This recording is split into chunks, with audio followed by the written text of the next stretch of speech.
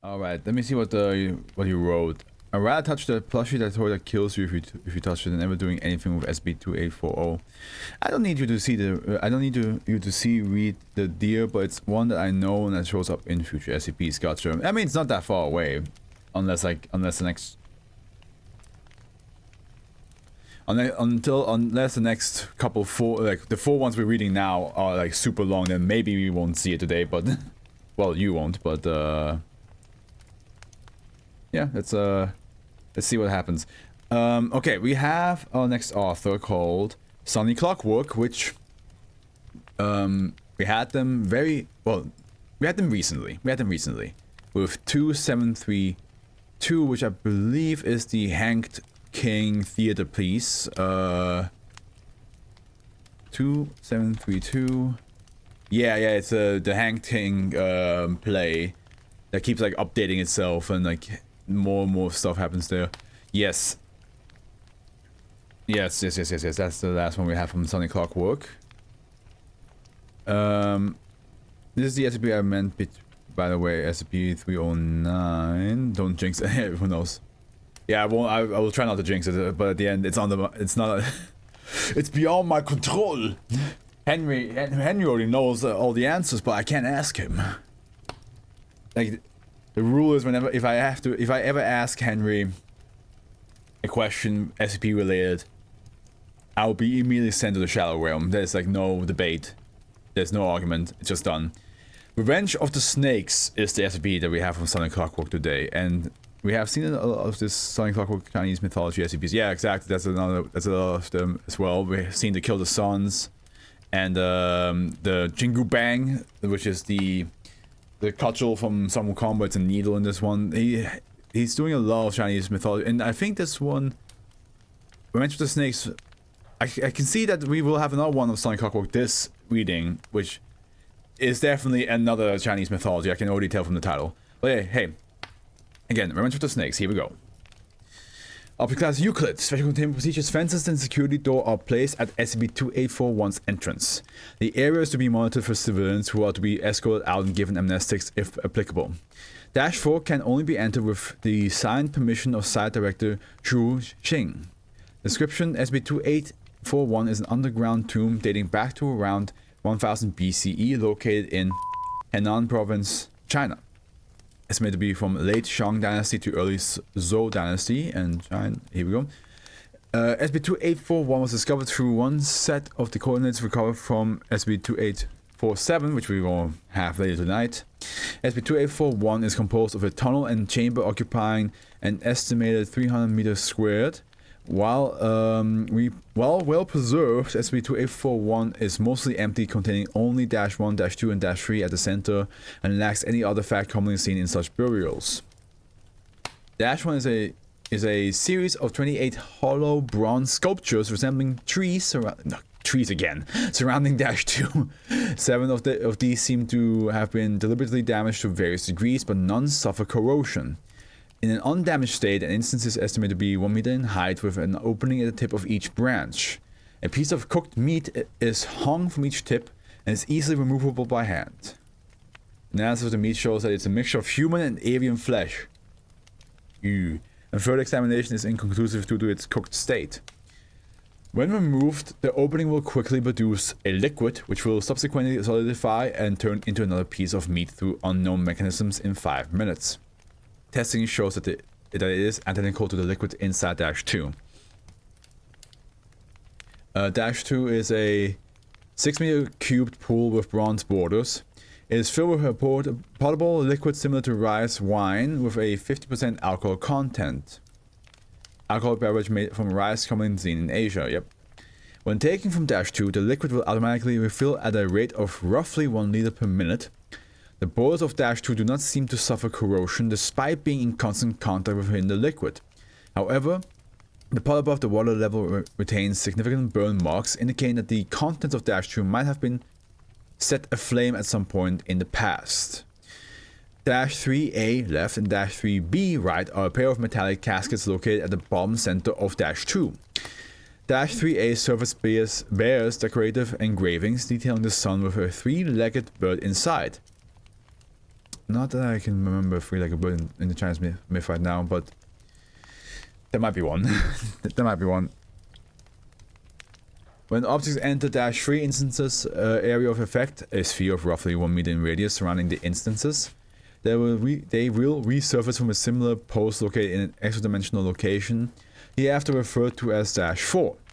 Light interacts normally with -3 instances and will not cross through into -4. -3 instances will be still visible at the bottom from within -4, and subject can return to SCP-2841 without difficulty through the same method. -3 instances cannot be properly examined due to the aforementioned anomalous effect, but their material resembles that of -2's borders in appearance and similarly suffers no corrosion. Using X-ray, it is determined that -3A contains the corpse of a male human with arms and legs chained to the inside of the casket. -3B contains the carcass of an Arctic fox, Vulpes lagopus, with its head positioned to face -3A. -4 is an extra-dimensional location with no visible borders. The ground inside -4 is unusually rich in calcium and carbon, covered in sands mainly composed of copper, tin, and iron. A sky with stars can be observed as -4 always appears to be at night when initially entered. No GPS signals or radio and video transmissions can be received within -4.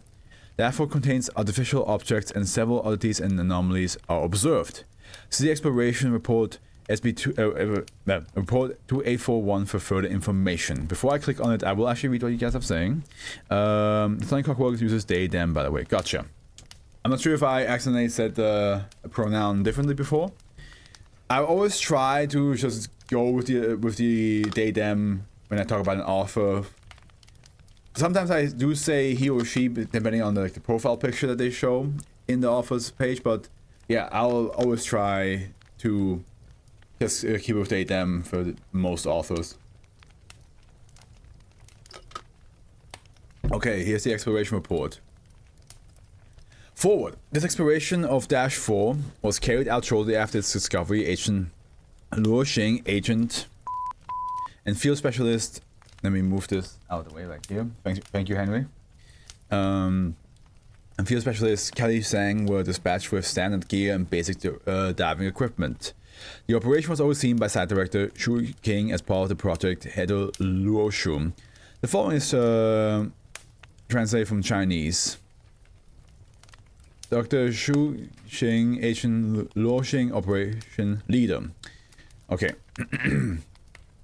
Hello, Agent Luo. Hi, Doctor. Please take a seat. I take it that you know why you're here. Yes. The recording kind of broke halfway, and I'm expected to give a briefing of the operation, on the operation. And for the purpose of the report, please start from the beginning.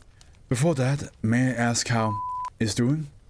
He is fully recovered. Agent will be transferred out of the project soon enough, once the psychological evaluation are complete. Agent has been given Class A amnestics and transferred out of project head to Luoshu. We may begin now. Thank you, Dr. Shuo. So, on 2000, I led Agent and Field Specialist Kelly Zhang into -4. Was in charge of the video equipment and carried the sampling and surveying of the surroundings. Went through the pool and entered the extra-dimensional location without problem. We then moved under the land and changed to normal gear. It was quite dark, so we kept the headlights on and turned on night vision. We were in an open field. There was clearly a sky above us with stars visible. They hardly lit anything though. The ground just extended to all directions and then dissolved into blackness. There was no sound, and now that I recall, no wind either. The pool was pretty much the same as the one back here, same liquid as it comes through the portal. But there was this metal rod around the pool, where those bronze trees should be. I have no idea what kind of metal, and Kelly wasn't able to scrape down any bits. She was able to take samples of the ground though, all of which was covered in some weird sand that seemed metallic. We stayed at the site for a bit, recorded the scene and helped Kelly take a few pictures. Our job was to just... oops.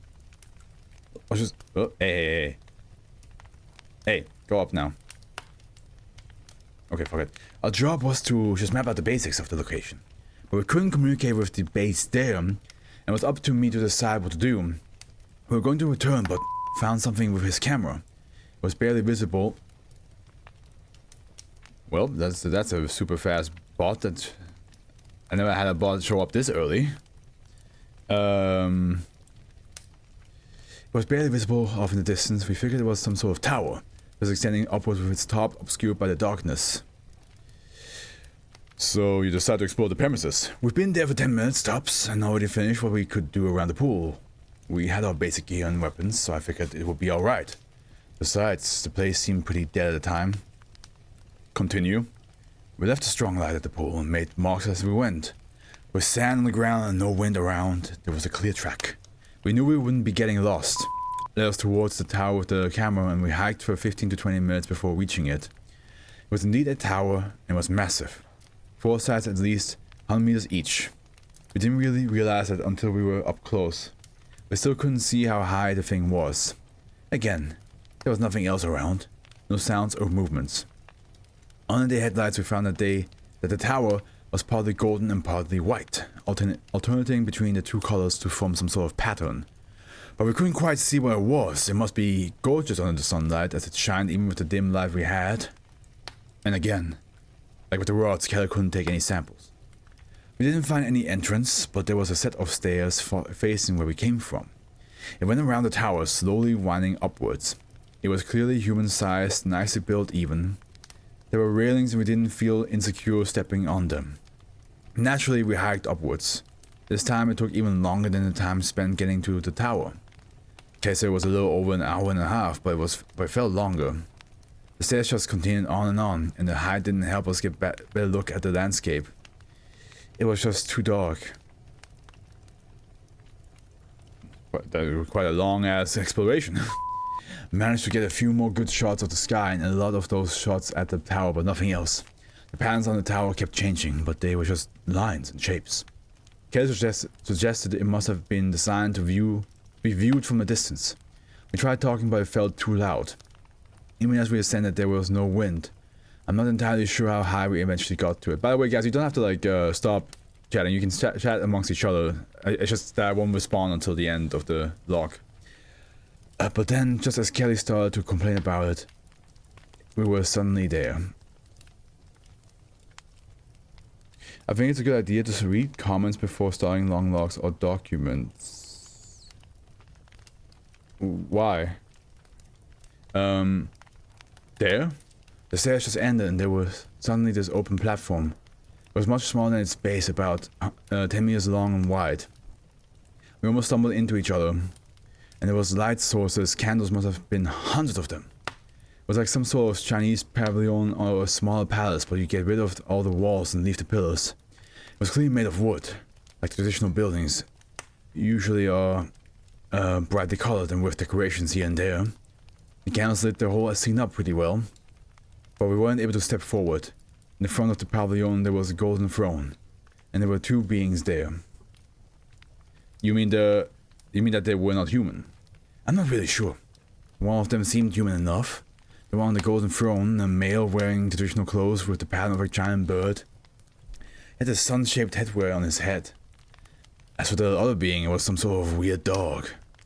I think these are definitely like very like Asian figures. Please elaborate on that. It was like a wolf or a fox maybe, but it had no fur, just these scales on its body. It was quite unsettling. Not fish scales though, not more like reptile. Okay, maybe I know there's like a certain type of dog that is like in Asian mythology, but I don't think this is the one I'm talking about. Furthermore, it stood almost as tall as a human, on its hind legs. One of the front paws was resting on the male's shoulder. We stayed where we were, on the top of the stairs. To be honest, we weren't really expecting this, and took a few moments to adjust to the new light sources, and then the creature just turned to look at us, its paw still on the man's shoulder. There were a few seconds where it just stared, and suddenly the thing emitted an ear-piercing shriek, and we all stepped back. At the same time, the man on the throne just shut up. That's when we noticed that there was a piece of white silk hanging from one of the beams. The man climbed onto the throne and placed a piece of silk around his neck. He said something, but none of us could understand. It seemed like some sort of weird dialect. Hold on. Dr. Shu plays on audio file. A male can be heard speaking agitatedly. It was in fact archaic Chinese, used from Shang Dynasty to Han Dynasty. Roughly translates to... the stars, I could reach them. They're so close now. But the snakes, they have come for me. Their vengeance burns like flames. Please forgive me. Please forgive us. Please, I did nothing. It was my ancestors. Oh. That actually makes sense. But as he said that, the creature growled and pushed the throne down. The man was hanged like that, but still twitching a bit. I think he said something else, but we couldn't catch it. As the creature jumped around, knocked down all the candles, and the whole pavilion just caught on fire. I know I said there were hundreds of candles, but it was merely seconds between when the candles were knocked down and when the whole thing started burning. It was definitely abnormal, and the creature, it just helped and just yelped and yelped, and the sound somehow gradually turned into a kind of laughter. It made no attempt to attack us, but I still ordered retreat. And that's when the video recording failed? Yes. Agent didn't respond to my order. The recording was still on, but he had put the camera down. Not down on the floor. It was attached to his gear. We just stared at the burning pavilion. I patted him on the shoulder, where he turned and grabbed my arm, pointing towards the pavilion. At this point, smoke and fire had covered all of it and muttered a series of nonsense. I believe this is what he said. Who plays an audio file? It was him. It was him, the tyrant. We need to get there. We need to get him and make him pay. He must burn. What are you doing? We're evacuating. How can you not see? It was him. Him, bathing in wine and gulping the meat while people toiled and built him his grand palace. His ancestors stole the throne in the first place, and he showed that he was indeed of an evil breed. How disgusting! The most terrible king! What? We need to, feel especially saying, we need to go. The snakes, they have chewed on the bones of his enemies and friends, and now they come for him. This is the revenge. Recording ends. Yes, I'm pretty sure. Meant the man on the throne, but not sure what to make of it. He said those words almost accusingly, and both me and Kelly figured he was somehow influenced by the anomaly, and it was the best to leave as quickly as possible. So I grabbed hold of and dragged him with us down the stairs. He wasn't resistant, but kept mumbling about the man, and now he should suffer. Naturally, there was no one to take care of the camera. We were soon too occupied to think about that. Turns out that I was right about one thing. There were indeed snakes. They just appeared crawling up from the stairs, and on the railings even. There were no signs of them anywhere before, but now they just crammed the path and slithered onto each other. There were so many. God, this is a mechanic's worst nightmare. Just going down, like running away from something, and then like hundreds of snakes coming in the opposite direction. Kelly immediately took out her gun. I looked at the tower to see where they came from, and I just saw this giant pit at the bottom around the tower. Something wasn't there before, just filled with swarming snakes. Hold on, how is this possible? You were in a dark environment, and even if the fire was enough to illuminate, how could you see all the way down to the bottom of the tower? You said you climbed for an hour and a half at least. Well, we didn't really realize it until that moment, but somehow when we saw the pits, we were merely stories away from the ground. Only 10 meters or so. It didn't feel like the tower had moved, but either that, it shrank, or that we were some space anomaly we were on a loop previously. But it was the least of our worries then. As I looked down, I realized that there was now enough light to see that the sky was no longer dark, and Kelly almost screeched. I looked where she was pointing, and it was on the horizon. The sun had risen, and now there was light. I found that we were on this plain, open field stretching into all directions. There was something off about the sun. Now that I think about it. But back then our attention was caught by the thing just by the horizon, where there were potentially 9 suns. I'm not sure what it was, but it was just massive. Before I said that the tower was massive, but it was nothing compared to this. The thing stretched all across the horizon, partly obscuring the sun. It was unevenly shaped, and because the light didn't shine through, we couldn't really make it out. It was just shadows. We didn't really want to make it out though. The thing looked like a mountain, except mountains won't be moving and changing shapes. It was definitely something alive. And it had soft edges? I'm still not quite sure. But we're sure that it was shifting and worming and moving towards the tower. Or towards us. Kelly insists that we get out of there, and I agree with her. The pavilion was burning really badly, but we couldn't afford to care about that or the snakes. So we descended the stairs and dragged with us. Amazingly, the snakes didn't bother with us, they just slithered and crawled upwards. A lot of them got on our clothes, but we just kept going. It was almost fine, but the gigantic figure in the distance was too worrying. The way it moved. I'm not sure how it moved, but it's still in my head.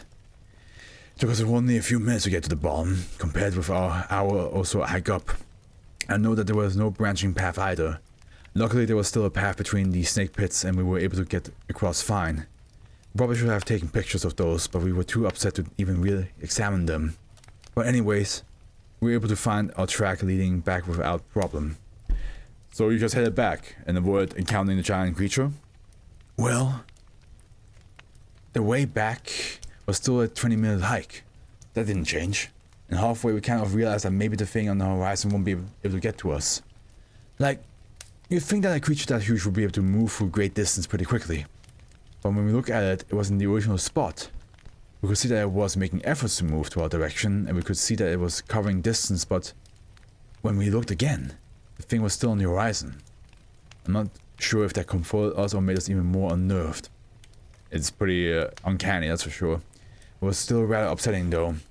Seeing the movements constantly at the corner of your eyes. It was just very surreal. Plus, I was still spitting nonsense and we were quite worried. We decided to just get back and finish this operation. Kevin remembered the camera when we were only a few minutes away from the entrance and was able to record properly again. Afterwards we changed to diving gear and got back. Was still unstable, but was able to come with us. Fine. I see. Anything else you might want to add, Agent Luo? In fact, yeah. Kelly told me afterwards that she looked back on the way back. When we were not far from the tower, there seemed to be some sort of giant symbol of the sun with wings on it. Noted. Thank you again, Agent. Thank you, Agent. That'll be all. Goodbye, Doc. Agent Luo leaves the room. Narrates to the recorder. Analysis of the video log and archived images show that, according to the position of the stars and the size of the sun, the asteroid may be located on Jupiter. It is unknown why its environment resembles that of Earth and can sustain human activity. Long pause. It is suspected to have links to the Tasui location referenced by the members of the Shia Anomalous Culture Group. I'm just gonna click on it real quick. Oh hey, we already read this one. Nice. I can't help but wonder whether we have been given these clues of potential SCP objects intentionally. End log. Alright.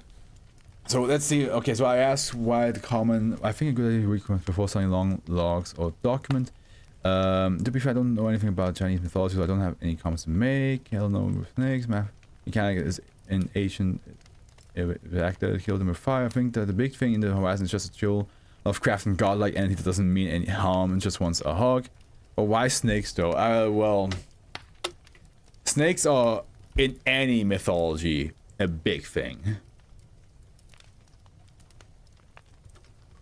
And let's not forget that most dragons as well in Asian mythology resent snakes. There's some Chinese mythology background on the discussion page. Okay, I will check it out. I will not do it too much, but in this reading today, but I will check this one out. So there's some Chinese lore on the story of King Zhou of Shang, or more especially his story from the book Fengxian Yanyi, the investiture of the gods. Essentially, King Zhou maturely pissed off Nuwa. Yeah, Nuwa. Oh yeah. No, I remember it's the king that flirts with her, and she's like, "Ew, stop doing that." Is this the one where she sends Daji after him? Nuwa said that she couldn't just animate the dances to have a few, so he decided to send... Yeah, fox lady Daji. Daji is like a fox lady that like is supposed to be so like. Nuwa is already like one of the more attractive goddesses in the Chinese mythology. So and Nuwa is also a goddess of creation. So she created a fox lady called Daji, who's supposed to be even prettier than her. But the one thing about Daji is Daji tortures you. She likes to flail you. She likes to attach you to a pillar made out of fire, or like where fire would spike out. And so the fact that, you know, he basically got ended or tortured by a woman that is nobody knew was created by a goddess means that like he is just kind of like lost everything. Yeah. As Noir is a flesh, and also Noir is part serpent. It's a flesh god in my. She says I find it fitting Noir's role with snake people. Yeah, yeah. She does have like a snake lower body. So that makes sense. That makes sense. She also has a strong connection with space. So, yeah, no, that's awesome. I like that. I was wondering if Noir will ever like get mentioned in the Chinese mythology. And yeah, you're right, Casabon, he loves Chinese mythology, but I appreciate it because I don't know everything. I don't know everything. There's like a lot in Chinese mythology is big. It's big, but I do know some of the basic stuff, and I do appreciate it. I appreciate that a lot. All right. Let's continue, shall we?